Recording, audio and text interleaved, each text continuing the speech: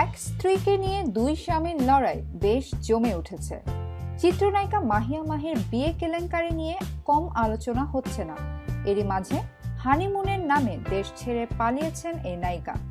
কথিত স্বামীর বিরুদ্ধে মামলা করে এখন দৃশ্যপটে নিজেই নেই।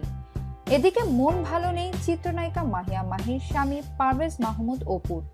মাহিয়া মাহি অনেকটা লুকিয়ে ব্যবসায়ী পারভেজের সঙ্গে বিয়ের কাজটা সেরে ফেললেও শেষ পর্যন্ত তা আর গোপন থাকেনি। তাই তড়িঘড়ি করে পরের দিন মাহি তার স্বামীকে নিয়ে গণমাধ্যমে মুখোমুখি হন। স্বামী পারভেজকে সাংবাদিকদের সঙ্গে পরিচয়ও করিয়ে দেন। ওই পর্যন্ত সবকিছু ঠিকঠাকই ছিল, কিন্তু আনন্দে বিষাদের ছায়া নেমে আসে তখনই যখন মাহিকে স্ত্রী হিসেবে দাবি করেন তারই বন্ধু শাহরিয়ার শাওন। শুধু তাই নয়, মাহির সঙ্গে শাহরিয়ার শাওনের বেশ কিছু অন্তরঙ্গ ছবিও শাওন ফেসবুকে ছেড়ে দেয়। এসব ছবি ছড়িয়ে পড়ার পর পারভেজ অনেকটা আড়ালে চলে গেছেন। তার মন মেজাজ খারাপ।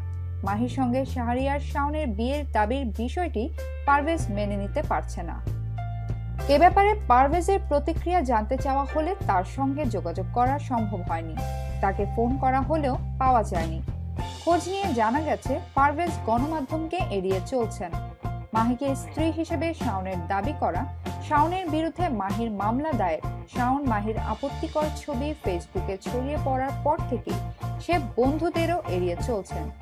পুরো ঘটনায় পারভেজ বিরক্ত ও বিব্রত। এই ঘটনায় মাহিও বিরক্ত। এদিকে সিলেট থেকে জানা গেছে মাহিয়া মাহির আগের বিয়ে, অন্তরঙ্গ ছবি এবং মামলা নিয়ে বেশ বিব্রতকর অবস্থায় পড়েছে শ্বশুরবাড়ির লোকজন।